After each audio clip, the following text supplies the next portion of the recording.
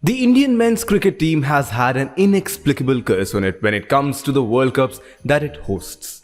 Both in 1987 and 1996, India won the toss at Wankhede and Eden Gardens respectively and chose to field in both the matches. Both the matches had an eerily similar trajectory.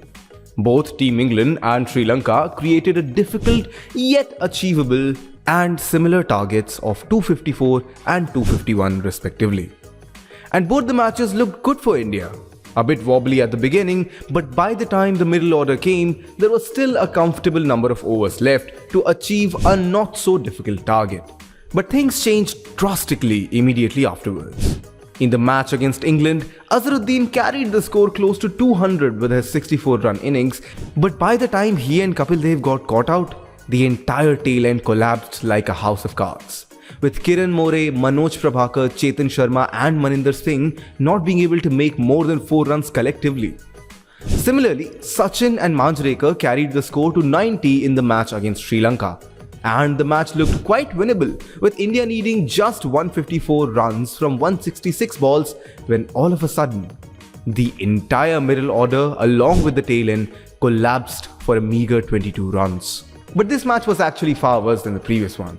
The fall of the wickets gave an already excited crowd the curse of frustration. Frustration over the horrible performance of the Indian players. And the crowd did what an agitated crowd does best. It rioted. Chairs were burnt, people were injured. An uncontrollable horde of angry cricket fans taking their anger out on whatever they could get their hands on. Soon enough, riot police were called to control the mess and the match was called off. Sri Lanka won this match by default. In both the cases, India hosted the World Cup. India made it to the semi-finals. India won the toss and India chose to field and lost what was a relatively chaseable target. So what is it about the semi-finals that prevents India from getting past there? 2011 was a similar situation and India chose to bat. And well, we won that one. Is India bad at knockout stage strategy? Probably not.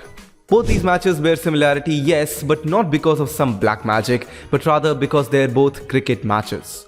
You can only choose either to bat or to field, so it's really not that hard to think that Team India chose to field in both the matches. And this is where the similarities honestly end.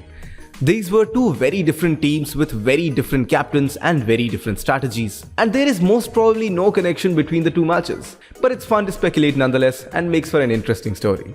India's bowling seems to be on an upswing this time around, and there is reason to believe that they will rely on it heavily in the time of need. What do you think is going to happen this time around?